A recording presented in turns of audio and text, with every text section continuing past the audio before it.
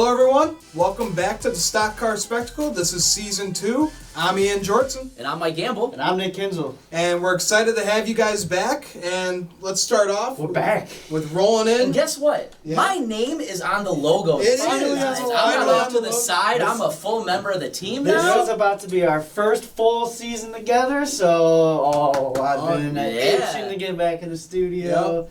Here we are again. It's exciting, boys. And we have a special announcement. We have actually teamed up with Ashlyn Heddins Racing in the Central States Region Super Cup Series.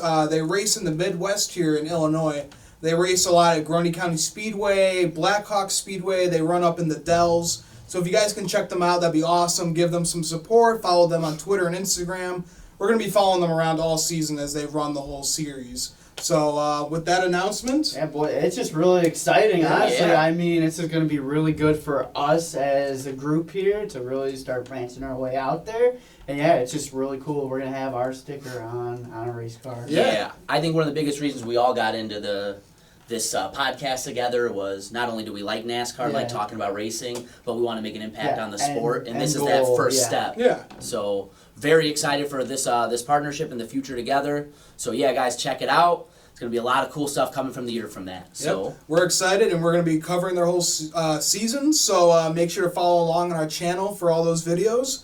So let's roll into the video now. Let's start off with our diecast of the week. Nick, what you got, buddy? All right, so for my first diecast of the week here in Season 2, while we're kind of in that Daytona preseason thunder, didn't have a preseason thunder car, something I really want to get for next year's show, actually. But so, I'm rolling out with 2019, the Daniel Hemrick Bass Pro Shops, RCR 50-year anniversary. This is the car Daniel ran at Daytona last year, so...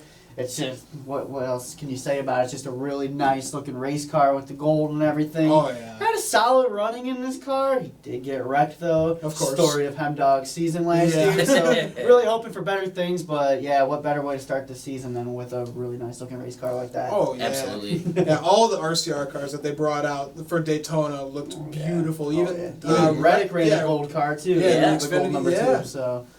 That's awesome. Yeah. So, Mike, what you got, buddy? So, this is a car I got as a gift, and I decided to bring it in because, number one, it was probably one of the coolest things I got for Christmas this year. Yeah. Number two, we're going into a new season. Everybody's got their eyes on championships. That's what all the top teams are thinking about. So I brought in this diecast, which is basically a mural car of my childhood hero, Jeff Gordon's 4 championships. It's all over the car. This is honestly, guys, one of the coolest diecasts I've ever received as a gift. It's beautiful. Yeah. I've never seen that thing before until I saw you unwrap that. Like, even me thinking, like, wow, that is a pretty cool card. And you hate Jeff Gordon. I will be the first to say I'm not the biggest Jeff Gordon supporter, but, I mean, you just gotta look at this thing. This thing is just amazing looking. It's a piece of art, man. Yeah. That's what it is. Really cool find. I just want to add one thing for everybody watching at home. Nick saying he's not the biggest Jeff Gordon supporter is exactly him showing how nice he's going to try to be this year. Because let me tell you, that is him putting it mildly. That's me putting it mildly. That's the goal this season. Oh, yeah. Oh, yeah. We're going to have there's going to be nice Nick this year. Oh, yeah. All right, so for my diecast of the week, I brought in Bubba Wallace's 2018 Daytona 500 second place finish car. Badass. I mean, amazing. It was...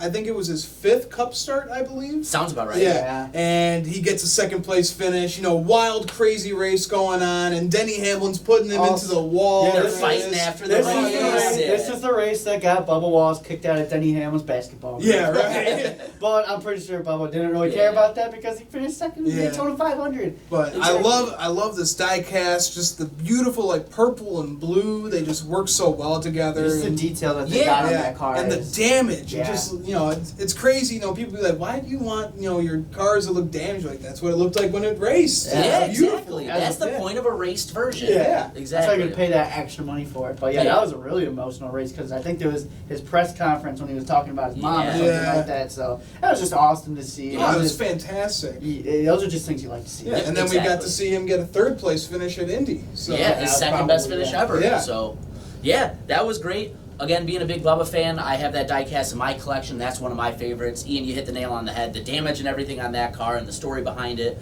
with Bubba's Daytona run and everything that happened was just phenomenal. Oh, yeah. So yeah, it's a great diecast. Oh, without a doubt. Let's talk about some things that we're going to be doing. So, well, we are attending quite a few. Well, we plan on attending quite a few races this season. The first one would be. This is the biggest announcement we've made, and for races that we're going to this season, it's going to have to be the inaugural night race at Martinsville Speedway. Oh yeah. The whole stock car spectacle is going to be there. It's going to be amazing. Yep. First night race happens to be on my dad's birthday, so that's why I was like, what cooler way to spend your birthday than the first ever night race run at Martinsville Speedway? It's such a great and time. he wasn't even on board for it for the first couple months when I kept bringing it up. Yep. I was like, and then finally, I was like, Dad, here's the thing, I'm going one way, with or without you. So this is on your birthday. What better way would you want to spend it? So yeah, I'm really. Exactly. This is Yep. probably the race I'm looking forward to going Absolutely. to the most this Yeah. season. Yeah.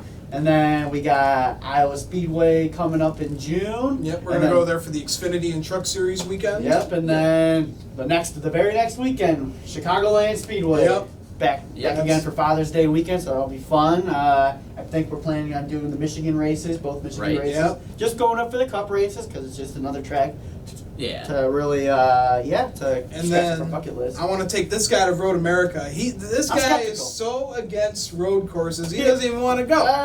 Even though okay, his whoa, whoa, favorite whoa, whoa, driver's whoa, whoa, running whoa. there. Okay. I wouldn't say I'm totally against them. I just don't think I would enjoy it as much in person as you would. I don't know. That's just because road course racing, to me, I like it, but it's not the most exciting thing on Don't the knock racetrack. until you see it in person, man. Yeah, I guess, because, I mean, Watkins, if we were going to a road course, I would want it to be Watkins Glen, because that's my favorite road course, but I'm not making the trip to New York, and I don't think any of you guys are either. But, And I those mean, tickets are a hot commodity, huh? They seem to go fast. They go fast, but you did say something very important. Daniel Hemrick is running that race, so if I'm around, I guess I'm going to have to go.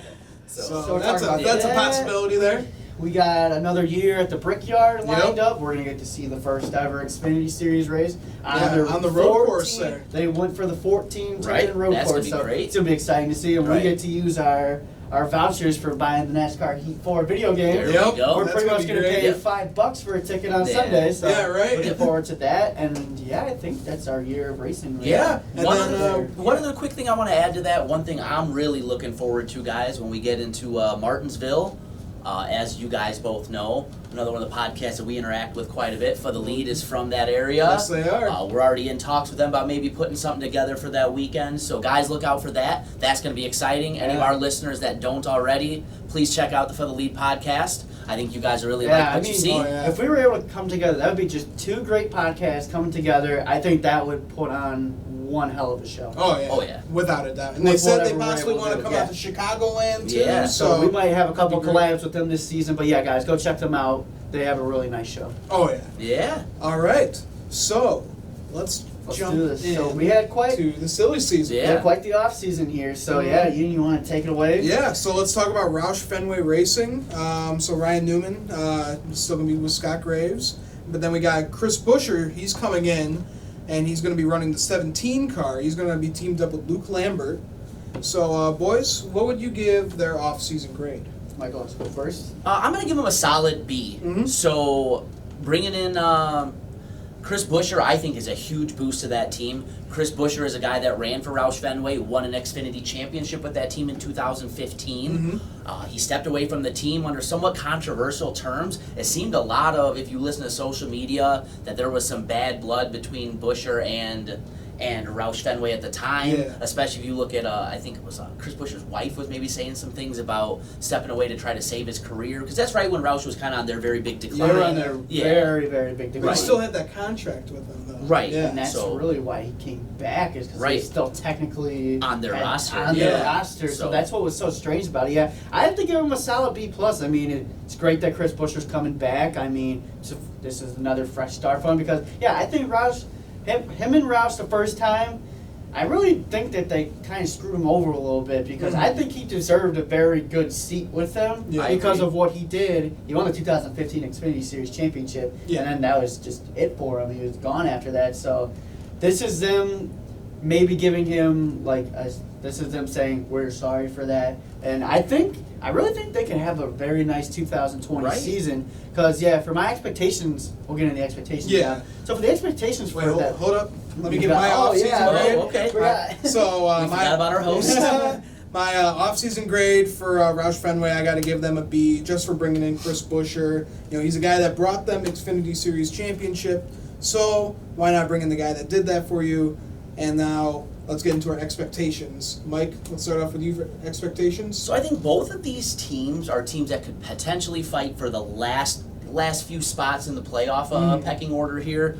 We saw Ryan Newman came close last year. Yeah. I think Chris Buescher with the right team could be a very good car. I think we saw what he did at JTG, and now the question's going to be, is this a step up or is it not? I think this is going to be a step up for him. I think it's a little more of a stable team. I think he's going to have a pretty good crew chief with Luke Lambert. Yeah, I was just about to say, I see both of these cars, being like your 15th, 16th, maybe 17th place cars fighting for those last couple playoff spots. Yeah. And I think Chris Buescher is going to have every opportunity, and maybe even Ryan Newman as well, to sneak a win, preferably maybe even at like a plate race. That's what I'm thinking here. I think Ryan Newman's actually in for quite the season. I have him as a solid playoff contender.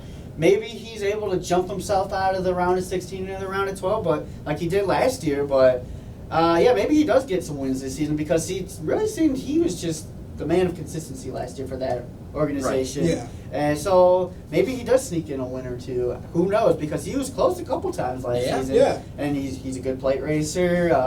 He runs good at some of these shorter tracks. So I can look at what he ran at Richmond. He was running up in the top 5 at Richmond. So tracks like that, I think Ryan Newman could have a very solid 2020 season. And for the 17, you said it yourself. Solid crew chief and Luke Lambert. Luke Lambert and Ryan Newman almost won a Cup championship together back in 2014. Right. Yeah. So I really think this is going to be good for Chris Buescher, good for the whole organization. I think we're finally starting to see ROUSH FENWAY come back a little bit. I think the 17 car is a possible playoff contender. Again, like Mike said, right around he'll get like the 16th or 15th seed if he does get it. I don't really see any wins for this car this season unless it's on a restricted plate racetrack. Yeah. We'll just really have to see the kind of car that ROUSH is going to give him this year. Yeah, exactly. Ian, what you got? So for my expectations for ROUSH FENWAY this season, I think Newman's going to do exactly what he did past season. He's going to make it in by points. Maybe he'll get, like you guys said, a plate win. We saw how he did at Talladega. He had that photo finish with Ryan Blaney at the end, but then Sir Blaney came as the winner. Yep. But Newman's going to make it in by points, and he's going to still be the hardest guy to pass. whether he's 2 laps down or he's on the lead lap. Almost as hard to pass as a kidney stone. That's what people like to say about him. There you go. And then I got Buescher. I'm having him have an average season. He could make it, he could be the 16th seed going into the playoffs, but either way, I think he's going to make that team a lot better. It's going to take a few years, but we'll see how he does. Yeah. See? Yeah. All right, so let's move into the Wood brothers. We got Matt DiBenedetto moving in from LFR, and he's going to be crewed up with Greg Irwin. So what are your guys' grades for You the can take this one away, brother. All right, so I gave an off-season grade of an A- because, for those who don't know, I am going to be taking on Matt DiBenedetto as my driver for the 2020 season. I really started liking the guy last year, which is funny because at the beginning of last season, I had him on my fantasy team and I dropped him right away because I didn't think he was going to be that good. I remember I traded him for Bubba Wallace and, so I really expect a very good season for Matt DiBenedetto. I mean, he's coming off a very strong 2019, and I just think he's going to carry that momentum. He damn near won a race last year, so he's in a little bit better equipment here with Wood Brothers, alliance with Penske Racing, so solid A- for the 21 crew. All right. I would tend to agree. I think an A- is a very fair grade for the Wood brothers. I would like to add one little caveat. You rooting for Matt DiBenedetto means this will probably be his last year at the Cup level. No, all jokes aside, though, I think that's a great move for both parties. I think Matt DiBenedetto is set up to flourish The Wood brothers being one of the oldest, most prestigious teams in the sport. Yep. Then you put a driver who's becoming one of the fan favorites very quickly with everything he did last year. I think this is one of those teams. They should be, I think, 13th, 14th, 15th best car in about the playoffs. I think Matt could fight for a win or two this year. I'm going to peck him at one win or maybe making the playoffs on points. Yeah. I would really love to see him get that 100th win for the Wood brothers. Oh, I think he's the yeah. perfect story for it. And I would love to see it done at... Bristol Motor Speedway. Exactly. Oh, you know it, baby. All right, so my off-season grade for Wood Brothers is A-. I mean, we've seen the kind of equipment that Matt DiBenedetto has run in the past few years, and it's been not the best equipment, but he's still been putting it up. Like, especially at tracks like Bristol, Right. Martinsville, the super speedways. He's been doing fantastic. Yeah. We even saw him lead the Daytona 500 last year. So yeah, Exactly. So I think fantastic person, and shout out to Paul Menard for bringing Exactly. in Matt DiBenedetto to help this team out, and I think So let's go with expectations. What do you guys got? So yeah, for Matty D this year, like Mike said, I think he can run anywhere from 13th to 15th. He's gonna have a strong car. There's gonna be some races where he's gonna sneak up in there and be really good because Matt DiBenedetto's really strong on the short tracks. We saw Bristol last year. He's really strong on the road courses. I think he had top 5, top 10 finishes in almost all the road course races last year. He almost won at Road He America. Almost won at Road America, the JGR car, and then he's really strong on the plate races, like you said. He leads laps there. Yeah. And I think he's a very strong possible playoff contender, and he maybe gets that 100th win, and I think if he's going to do it, he's going to be in the Daytona 500. Okay. Wow, okay. All right. There's a bold prediction, so I wonder who your Daytona 500 winner is going to be now. I wonder. So, yeah. Yeah, I think this is a team, I really want to see them come back. Mhm. This is a team Ryan Blaney made the playoffs with in 2 years, I believe. Both years he was there. Mm-hmm. 2017, 2018. Did I he believe. run Yeah. 2 full seasons with Wood Brothers? I believe he did. Yes, yeah. I believe he did, yes. So, 2016, 2017. 16, 17, Yeah. I'm sorry. Yes, that is correct. Yeah. I want to see this team come back. Blaney had success there, got them in the Oh, playoffs yeah. both years, got a win with that team. After he left, the team kind of fell off a little bit under Paul Menard. Yeah. They were still that average, like 16th to 19th place. Right. Stuff. Yeah. That's not what you really want to see. Right. I think Matty D is the kind of driver who can get them back. I don't think they're a front-running team that's going to be a championship contender, Yeah. but I don't think they're that far away. Like I said, I think they're back half of the top 10, anywhere from about 10th to a 15th place car. 10th is maybe a little optimistic, but we're just going to have to see what Matt DiBenedetto can do. I'm already having trouble with that name. But no, I think Matty D and that team are going to have a good year. I think he gets a win. I think they're going to be, like I said, probably about 13th, 14th in the points. Yeah. So I think Matty D is going to have a wonderful season. He's going to get Wood Brothers' 100th win, and it's going to happen at the Bristol Night Race. And Oh wow, that would be the We're first calling playoff shots, race. huh? That would be the first playoff, or that would be the cutoff race for the Yeah. first round of the playoffs this Yep. year. That's a so, cutoff. So he's going to make it in by he's gonna make it by points, points, and then he's win gonna at go Bristol. Oh Yep. my! So that's my prediction for him, and he's going to have a great Hey, bud, you season. want to put $20 on that? Go back to this video a little bit later. Let me see how the season goes. We have a long way to go for that. But okay, so let's get into RCR now. So breaking down Richard Childress Racing for this season, they are going to be another kind of enigmatic team. You don't really know what to expect. Like we just kind of talked about, I think adding Justin Alexander brings a level of familiarity and comfort to Austin Dillon. I think this is the kind of move that maybe helps propel him in the direction he needs to be moving. The only problem is I think he's going to be overshadowed by a really strong rookie in Tyler Reddick in that 8 car. Oh, yeah. Him and Randall Burdett coming up together. They were championship team again. Part of the big 3, rookie of the year contenders. Yep. I think that team is really going to take off. It's just you just don't know what kind of speed they're going to have. That's just the thing about RCR these past years is they just lack the speed. It seems last year their story was we're going to be really fast in practice and qualifying, and when the race comes up, we're going to act like we don't know what we're doing. It's really how the So- last few years have gone for them. What's your guys' off-season grade for RCR? I would give them a B- C+. Yeah? Yeah. I think adding Tyler Reddick is a big piece, but at the same time, Austin Dillon's been your mainstay here for so long. You helped him, but There's still that but there. Yeah. What are we going to do with it? I gave him a B too. Reddick looks promising for 2020. It looks like he could potentially be the future of Richard Childress Racing. That's what everyone's hyping him up to be. Yeah. But there's always that but aspect. Yeah. Is RCR finally going to have some good speed this year? Consistent speed is what I should say. Yeah. Yeah, I gave them a B as well. You know, just for bringing up Tyler Reddick. You know, he's very, very competitive in the Xfinity Series. He won 2 championships in a row. So yeah, why not bring him up, help the team out, and be successful. Yeah. Right. So what are you guys' expectations? Going into the expectations for 2020 for RCR, I'm going to do it based team by team. The 3 team, I think, is anywhere from about a 15th to a 20th place team, probably trending a little more towards the back half of those 5 positions. Like I said, I think it's one of those things. He could be a sneaking into the last spot or 2 for the playoffs. I could see him finishing 20th or 21st even as well. Yeah. It could go either way. The big question there is, will Tyler Reddick overshadow him? Tyler Reddick is going to be a Rookie of the Year contender. I think he's the kind of driver with his personality and his demeanor, he's going to come out looking for blood. Yeah. He is not the kind of guy that's going to sit back and want to learn. He's going to come out racing.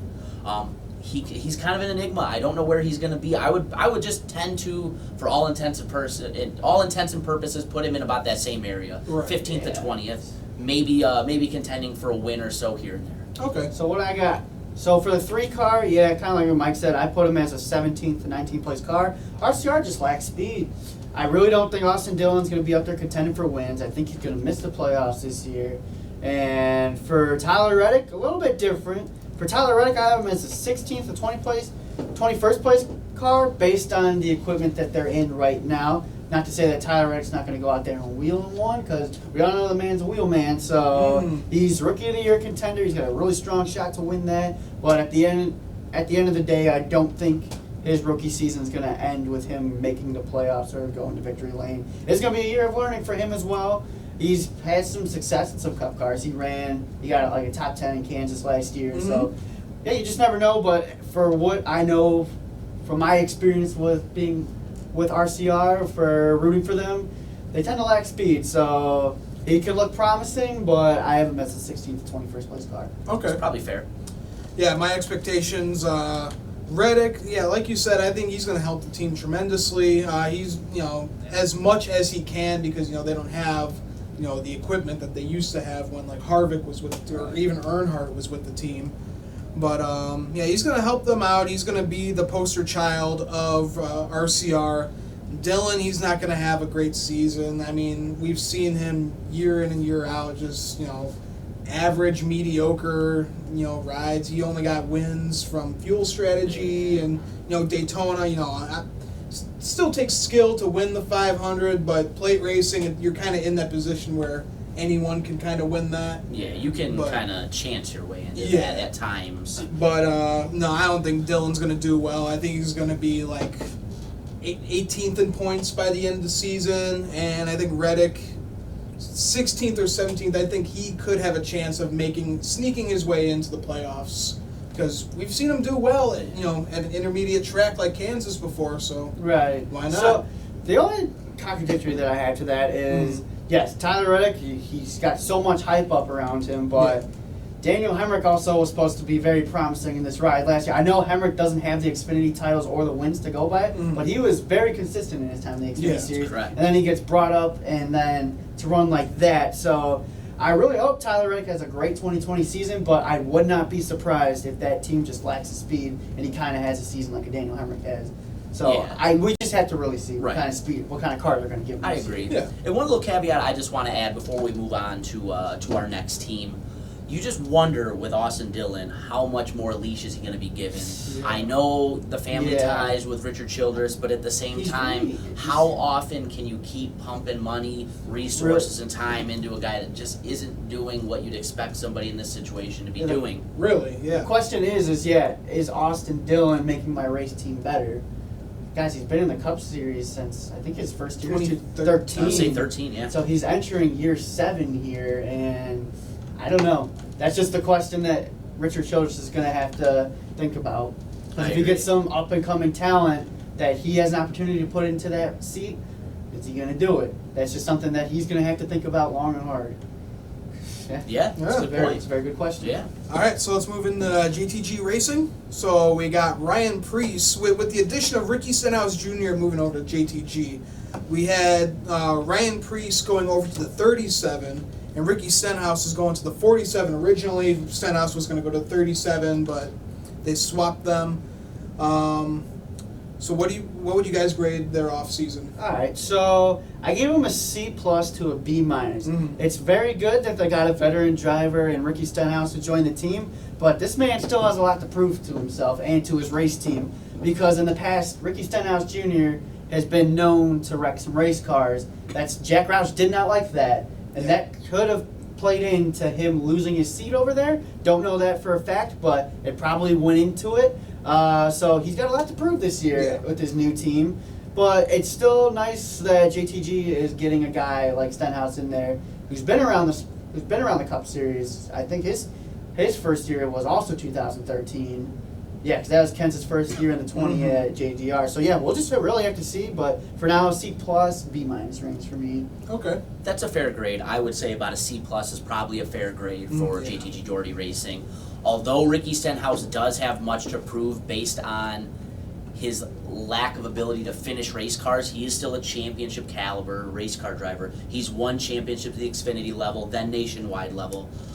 I don't think you can discount that. He can win at plate races as well. I think he's a guy that comes into a team like this and brings in a boatload of knowledge and experience that makes this team better. This is not a front-running team per se. This is a team that Chris Buescher did have success with, but other than that has struggled. Right. I think he's a guy that can come in and get them in the right path. So I think a C+ is a good grade. They stayed with Preece, moved him over to what was their primary car last year. That could really help him out. Really interested to see how that's going to be with him in the more stable, dependent equipment. Mm-hmm. So we're just going to have to wait and see there. Yeah. My off-season grade, I got to go with a B-. Bringing in Ricky Stenhouse, he has had trouble, wrecking cars and all that, but he still is that veteran driver that can teach Ryan Preece a lot about the Cup Series. Right. The team, we don't really see them do well. They do average throughout the season. They definitely have gotten better. No, they definitely have gotten better, but I still think their only chance of having good finishes is at plate races. So, and Ricky Stenhouse is amazing with plate tracks. Yeah, he really knows how to get done. He can show Ryan Preece, how to get it done, how to work the draft and work it out. Exactly. So, what are your guys' expectations for them? So the 37 car of Ryan Preece, yes, he's taking over Chris Buescher's ride from last year, which Chris Buescher did amazing things in for the equipment that he's running in. Yeah. But for me, I still think that this is a 20th to a 24th place race car. Maybe he sneaks in some top 20s, but really no wins, misses the playoffs.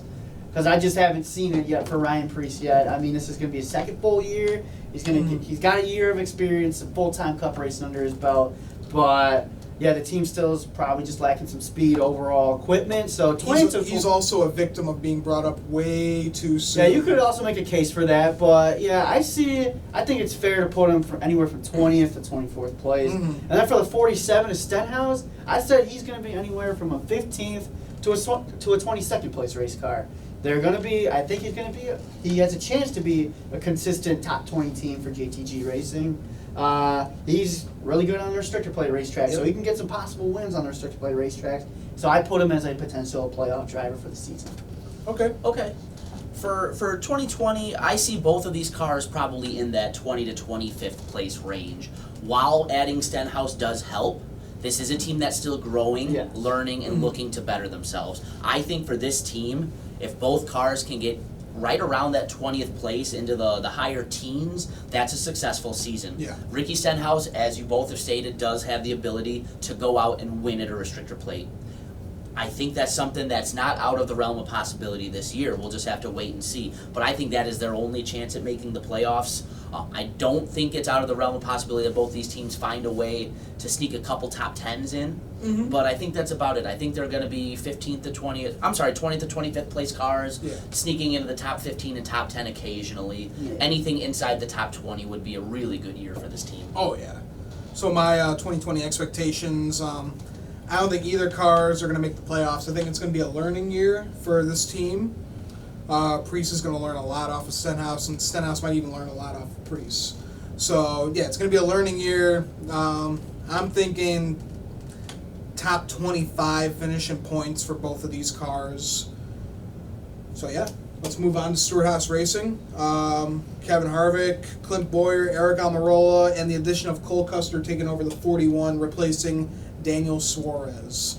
So, what is your guys' off-season grade for Stewart-Haas Racing? I go with a solid B for this team. You added one of the big 3 drivers from the Xfinity Series. I think that's really going to boost the team.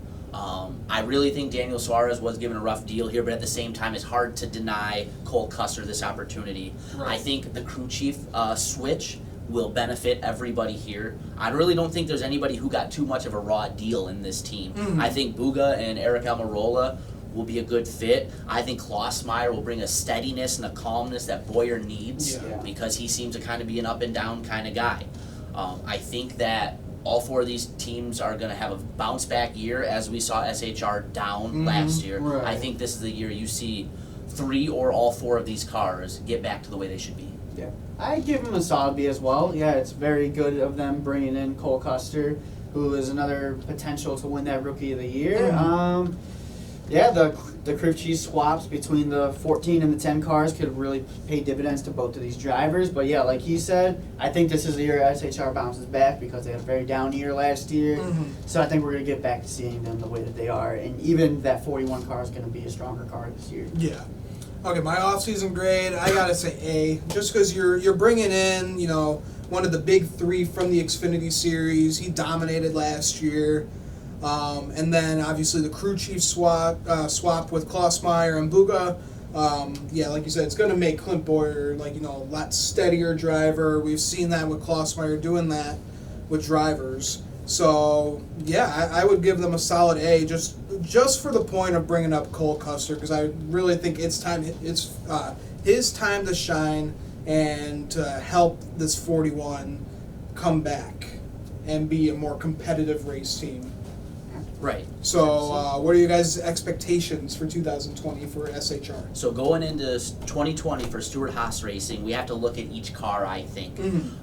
First and foremost, the big dog there, Kevin Harvick, is a championship contender, a championship expectation. He goes into 2020 expecting to unseat Kyle Busch and be the 2020 champion. I don't think that's out of the realm of possibility. I think that's exactly where they need to be looking. I think they need to be looking to win multiple races and be a champion. Right. I think if you're looking at the 10 and 14 cars, I think they both need to be expecting to make the playoffs, and both cars will have the potential to make deeper runs, potentially into the rounds of 12, 8, maybe even 4. Right. I think round of 12 and 8 is probably about where they'll land. You would just like to see both of these guys really come back to where they were 2 years ago. Yeah. Going into the 41 ride, it's a rookie year for Cole Custer. Out of the rookie class, I think he's found himself in the best situation. I think the 41 ride is the strongest ride out of the rookie cars. I think coming over with Mike Shiplett, somebody he's comfortable with, will help. Yeah. I think this is another one of those cars. I know we've kind of been in this groove.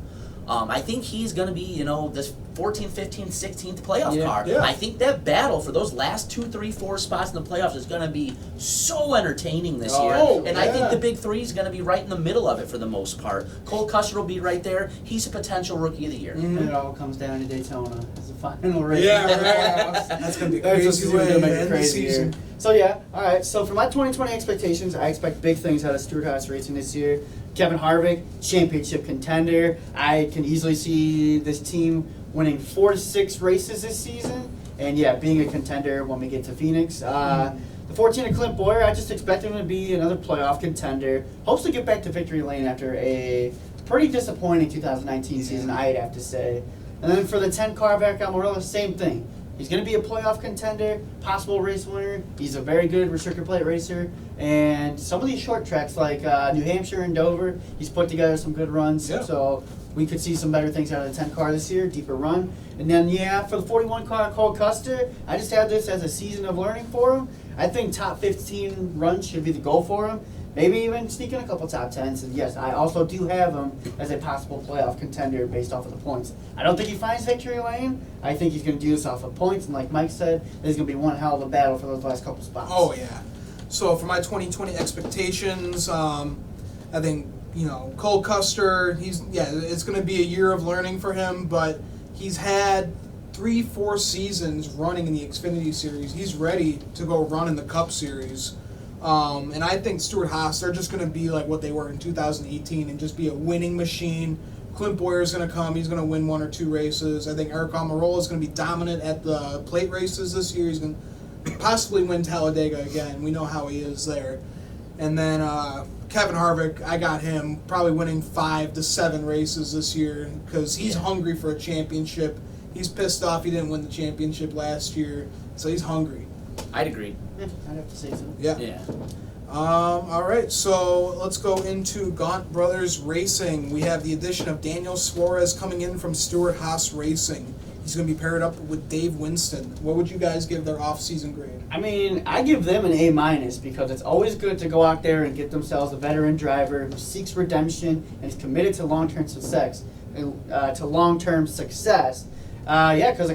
when we ended our show last season, Daniel Suarez was without a ride. So he was probably the biggest guy on our list to where is he going to land. And then, all up until like last week, this was all made official. So I'd have to give him an A- for going out there and giving Suarez a chance. Because it seems to me like he's committed to long-term success here. So I think he's going to stick around Gaunt Bros for quite a while and try and turn his team around. Okay. Right. I think if you're looking at the team, an A- is a very strong grade and a very fair grade for GBR. Adding a driver of Daniel Suarez's caliber to a team that's not being a front runner is a huge ordeal. Right. I think he brings in brand recognition with his name. He brings in the international fans that NASCAR craves. Yep. I think he brings in the sponsorship money with Coca-Cola and everybody that he's had behind him in the past.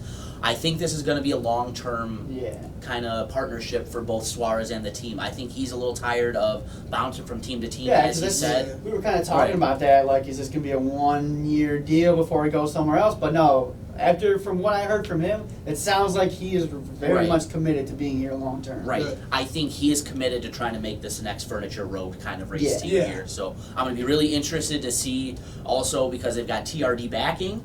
I'm interested to see what this team is able to do we'll see. and what kind of strides are able to make in 2020. Exactly. I gave them a B+ just because, adding on Daniel Suarez. He's gotten the short stick out of everything. He hasn't really been able to show. I mean, he's had 3, let's be honest, he's had 3 seasons. With probably some of the best equipment, but it does suck because he was brought up way too early. So it's like he wasn't ready to run these Cup cars, but I don't know, at the same time, you've already had 3 full seasons running in the top tier cars. I scratch his first year in the Cup Series. Yeah, I would scratch that one off. Well, second and third, I don't know. It's just hard because he was brought up way too early. It's just, it sucks that Carl Edwards had to do that. Do what he did. Yeah. But B+ for me. So what would your guys' 2020 expectations be then? All right, so I'm not expecting anything huge or anything big out of this team this year. This is their first year together, but I do expect them to run anywhere from 21st to 26th, and that's with even some possible 20s mixed in there because of the money that Daniel Suarez is bringing in. When Parker Kligerman drove this car, there wasn't enough money going into the team as Daniel Suarez is going to be able to bring in. He's bringing in guys like Coca-Cola and everything. So I don't see any playoffs or wins this season for them, but 21st to 26th place for their first year together so they can learn who they are as an organization. And I only think it gets better from here. Right. Nick, something you just said is kind of my theme for Gaunt Brothers and Daniel Suarez for 2020 is learn who they are. I don't think there's any very real or set expectations for this team for this season. I think this is going to be a season of figuring out this is what we have, this is who we have in the car, how does this fit, how do we make this work, and how do we make this better for a long-term future partnership. I think you're spot on. They're going to be in that 20th to 25th place kind of rank, I think. That's about where Parker had them at times, and I think the money will help them, but I just don't know how much. Exactly. I think they could be into the second half of the teens at times. I think there's times they could fall into the lower half of the 20s as well. We're just going to have to wait and see. I think this is a season where, again, there are no real expectations. Let's see what we have with the two together and how do we make it work in the future. Okay. 2020 expectations. I think Suarez is going to take this team and make them a lot better. but I still think he's going to be struggling, possibly even more now that he's with kind of more of an underfunded team. So, yeah, he's going to have to kind of prove himself with this ride, but I can see him going, probably finishing 25th, 26th in the points by the end of the season. Yeah, this is going to be a struggle because he's from the rides that he's been in with Gibbs and Stewart Haas Racing to this. It's going to be a real challenge for him, but it could really pay off in the end in a couple of years from now. Say he stays for a long term, this could really pay off for him. And like you said, this could potentially turn into another Furniture Row Racing. Yeah.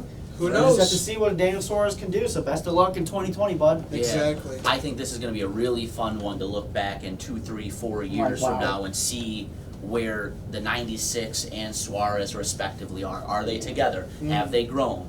What's gone on? I think this is the first year of a very interesting storyline for NASCAR. Oh, yeah. All right, so let's go into Levine Family Racing, boys. We got Christopher Bell going in. He was one of the big three of the Xfinity Series. He was short of Xfinity Series championship this year and last year. So he's going to be paired up with Jason Ratcliffe. So what are you guys' off-season grades for Levine Family Racing? I give LFR an A-. They brought in my opinion, the most talented and most complete of the big three. Although Christopher Bell was not able to get it done and finish off his Xfinity Championship season, I think that's going to make him even hungrier for this year. Oh, yeah. I think they're going to have to wait and see what happens, what this JGR alliance really is going to be. There's murmurs that they do get more backing from Joe Gibbs this year. We're going to have to wait and see what that is. My biggest concern for this team coming into 2020 is, are the expectations on Christopher Bell too lofty? You're already hearing things like Jeff Gordon thrown around with his name, things like that. Do we need to pump the brakes? Do we need to let him just kind of, be who he is? Right. Or is he the kind of guy that rises to those expectations and pushes through the plateau? Yeah, I'd have to agree with that. I also give the team an A- because Bell really looks like he is the real deal. I feel bad for Christopher Bell that he didn't win an Xfinity Series title because he was deserving both years he ran full time. It's just the way the system rolls down there is kind of how he lost those ones. And so you really just don't know because what their expectations could really be because is Christopher Bell, is this a long-term deal for him or is this kind of a one season, we're just going to have you this season and then you're going to go on to bigger and better things the next year. So what could you really set their expectations to be? Right. But before we really get into that, Ian, what are your off-season So grades? my off-season grade is an A+. You're bringing in the best of the big three. He had the most wins in 2018 and 2019 in the Xfinity Series. So, you have the best driver from the Xfinity Series moving into your team. So, it can't get better than that. So, I think he's going to have a great season. He might be close to a win, and he's going to help Levine just be way more competitive. Okay. But so as far as expectation, I don't think I really said mine fully. For me, it just really depends on how much backing they get from JGR. Right.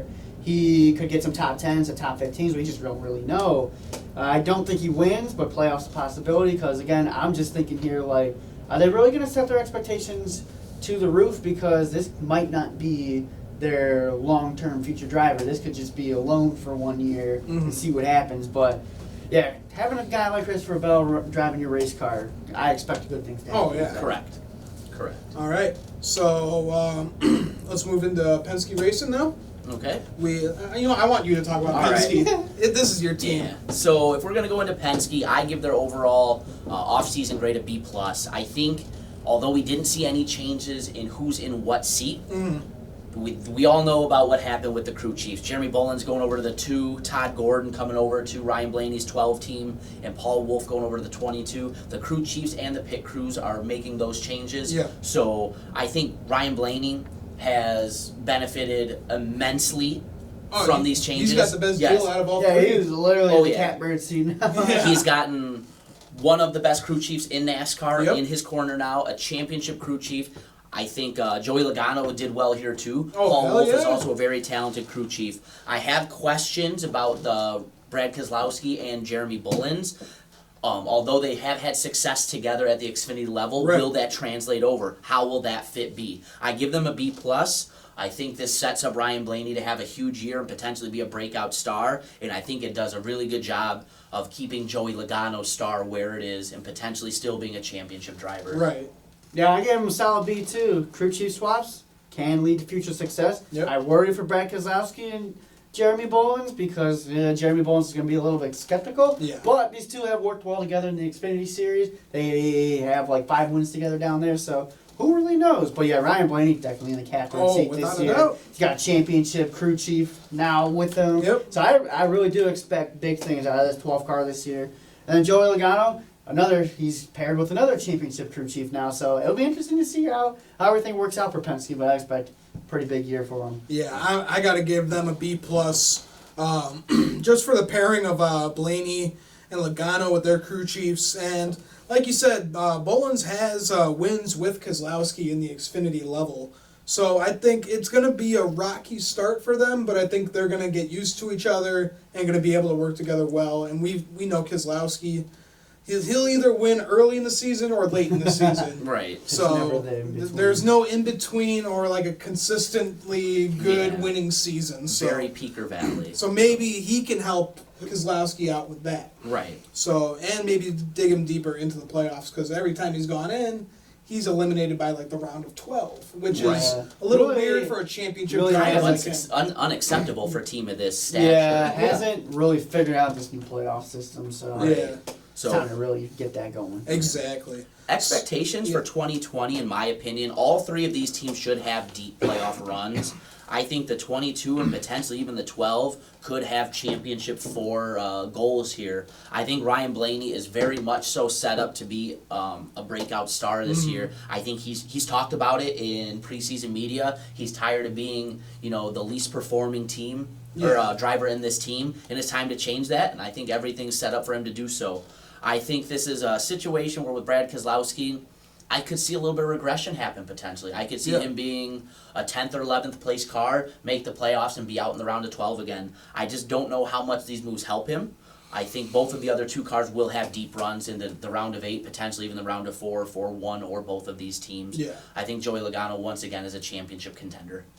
Yeah, we could be totally missing it here, and Brad Keselowski and Jeremy Bolins can do great things together. Yeah. We just don't know, because for my 2020 expectations, I still think the 2-car can be a championship contender. I see him potentially winning 2 to 5 races this season, depending on how he and Bolins work. They could really just click right off the bat, and we could see a very strong Keselowski this season. But like we've said, he either wins really early or he wins really late. So I think what they have to work on this season is overall consistency. Yeah. Correct. And then for the 22, still very much so a championship contender. Kind of have the same thing though, 2 to 5 win season, depending on how he and Paul Wolf work together. I still expect very good things out of that, and I think we'll see Logano in Phoenix as a championship 4 contender. For Ryan Blaney, I have him as a playoff contender. I think he does win this season. I think he's going to be a very strong round of 8 contender, and I think he has a breakout year. All right. For my 2020 expectations, I think Todd Gordon, he's going to help Blaney a lot. I think Blaney's going to be a multi-time winner this year, maybe 2 to 3 wins. He's going to win on some intermediate tracks. Just Todd Gordon, he's probably the best crew chief in NASCAR right now, I think. One of the best. Yeah, one of the best. He's in the conversation, no doubt about it. I think the best stepped down a couple months ago. But yeah, I think he's really going to help Blaney out. Keselowski, it's either a hit or miss with him and Bolins. Either he's going to have an amazing season, or it's just going to go down the drain. Who the hell knows? Because Bolins is just a difficult crew chief to work with sometimes. Well, We saw that with Blaney. Yeah, we'll see And what the then, fit's like. Yeah, and then Joey Logano with Paul Wolf. That's just a great pair right there. You got a veteran crew chief, a championship crew chief, and a championship driver paired up together. Right. I think it's going to work out well. I think there's going to be no worries. Joey's going to have probably 4 wins this year, I believe. Blaney 2 to 3, and Keselowski, I think he's going to have 2 wins. I think you It's put about where I have yeah, it. I think you put a championship driver in Logano and a championship crew chief of Wolf together. They could really be the class of the field this year. So Penske Racing I think that's going to be a Yeah. dangerous is going to be a combination. man. dangerous team this year. Yeah. Right. I just want to add one thing though. Penske Racing as a whole needs to get over that midsummer slump. Yes. Yeah. We saw it big time with Blaney. Kozlowski's fallen into it as well, and at times Logano. If this is a team that has championship aspirations, we have to find a way to be consistent from February through November. Absolutely. You Right. cannot be peak and valley and be a champion. So let's go on to Go Fast Racing. We got Corey LaJoy. And big news is that they're paired up with Stewart Haas Racing this Right. year. So what are you guys' off-season grades? I still give him a B minus. I mean, the Stewart Haas Alliance really helps me give that grade. I mean, but you have your crew chief from last year leaving. You got Ryan Sparks this year. Is this alliance really gonna? It's gonna help them, but how much is it gonna help them? Is what Right. I really look at it when I talk about Corey LaJoy. So I give him a B minus. Okay. For this team, this offseason, in my opinion, was an A. Yeah. You took a team that last year was a back-marking team with a very talented driver, which I don't think a lot of people realize how talented Corey LaJoy is, what kind of wheelman he is. Now you're putting them in with an alliance of one of the top teams in NASCAR. Sure, we can debate exactly what that alliance has been, Right. but straight from the horse's mouth. I can't remember the exact platform was, but I remember hearing Corey LaJoy even talk about a couple of these cars they're getting were cars Kevin Harvick has won in before, Yeah. places like Like it's Phoenix and yeah. things like that. If you're getting quality equipment that people have won in before, that's gotta help. Oh, yeah. I don't think this is a team that's going to be running inside the top 20 regularly or top 15 regularly, but this is a huge step in the right direction as we try to grow long term for that 32. Exactly. I'm thinking this. So yeah, it's got to be an A. This could be the start of something great for Go Fast Racing. This could be possibly turning into like a Furniture Row kind of deal here. Ways down the road. Right. This is their first year. It took a while for Furniture Row to Yeah. take off too, when they got their alliance. But I think it's gonna be great. So I got to give them an A. It's Right. fantastic. I don't know, because it's just because I read on Twitter his old crew chief Randy Cox was tweeting out saying like, yeah, it's still, they got the alliance and everything, but from what he said was it's only going to be a couple parts and everything. So I don't know. I hope this works out, but Time can I'm just tell. not going to be as optimistic as you guys really are yet. Time will only tell. Yes, 'cause Right. my expectations for him this season. I still think with this alliance they have the chance to run top 20s, but I really still think they're a 20th to a 25th place, maybe a 26th place race car as they kind of figure out what this alliance is going to do for them. Yeah, I think that's fair. Again, we've had kind of varying information as far as what the alliance will be. I tend to believe what the driver says, and Corey LaJoy is going to have the best information. Right. Again, I'm a big fan of Corey LaJoy's podcast. He's talked about it on there before, and he seemed over the moon about it, so I have no reason to think otherwise.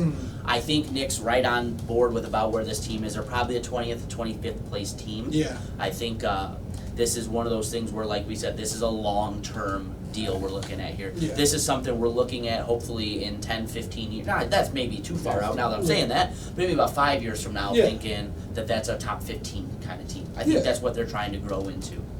My expectations, I think he's going to have a much better season than he has in the past, just because of the alliance with Stewart Haas Racing. I can definitely see them being like, top, maybe 20th place in the points by the end of the year. If, the alliance does go very well and they do have the kind of equipment that they are thinking that they're going to have. Well, let's end the show with some very early championship picks. All right. So what do you guys have for your championship picks? Well, I got to go with the guy that I picked to win last season's championship. I think it's going to be Denny Hamlin. I think Denny Hamlin wins the title. I think that it's finally his year. After the year he had last year, the disappointing way that it ended, I think he has a great regular season, and I think he just steamrolls through the playoffs, gets that first championship. Yeah. Okay. For me, I don't think there's any reason to think anything other than Kyle Busch repeats as champion, goes back to back, solidifies his place as once again one of the most talented drivers in NASCAR and one of the baddest dudes in the sport. I think Kyle Busch once again will be a NASCAR champion. Okay. I think my guy, I got to go with my guy Kevin Harvick. I mean, he's been in the championship for so many years in a row, and he's finally going to go and lock up his second championship. So let's talk about our Rookie of the Year pick now. Who do you guys have? I gotta go with Christopher Bell. I mean, he's one of the best drivers in the Xfinity Series these past couple of years. Anything he puts his hands on that steering wheel, it doesn't matter what he's driving, he's gonna be good at it. So I think it's gonna be a tight battle between the big three, but I think Christopher Bell comes out on top. Okay. I have to go with Cole Custer. While I think this is gonna sound like a knock, I don't necessarily mean it as one. While I think out of the three of the big three, he is the third best driver. I think he's landing in the best situation going into 2020. He's stepping into a top a 5-star ride as far as NASCAR is concerned in that 41 card SHR. I think he's going to have the best chance to potentially win races this year, finish in the top 5 and top 10 on any kind of a consistent basis. I think for that reason alone, he's my easy pick for the ROI. Okay. Yeah, I'm right there with you with Cole Custer. You know, he's going into the best equipment. I think that's the best we can say for him, and you know, he just had amazing career in the Xfinity Series. So I think he's really going to show it in the Cup Series. All right, so now let's go to our breakout star for the 2020 season. What do you guys got? I gotta go with my boy this year, Matt DiBenedetto. I mean, he's stepping into a great opportunity right here because of the equipment he's been in the past. It hasn't been the best, but he's always outperforming that equipment. So I really think Matty D's on for a good year here. Like I said before, maybe he gets a win this year. But I think he's got a strong shot to be a playoff contender. We'll see where that takes him from there, but I think he's really going to have a great season. Okay, Mike? I think our breakout star, everything's poised for him to have a big season, is Ryan Blaney. I think Ryan Blaney is in a top ride, as we've talked about. I think he's a supremely talented driver, and I think having Todd Gordon come over, the stars are aligning for Ryan Blaney and the 12 to have a huge year. I could see him getting 3 or 4 wins this year, making a very deep run into the playoffs, and maybe even making the last spot of the championship 4. It's a possibility. Not saying it's going to happen, but I think he's got every possibility for it happening. Right. I think Ryan Blaney breaks out this year and doesn't look back. Okay. So I got to go with William Byron to be my breakout star. He had a great season, steadily moving forward. Great season, I guess, with pairing up with Chad Knaus. But I think he's going to have a win or two this year, and he's going to surprise everyone and be great in that 24 car. So with ending this, what was your guys' surprise playoff driver?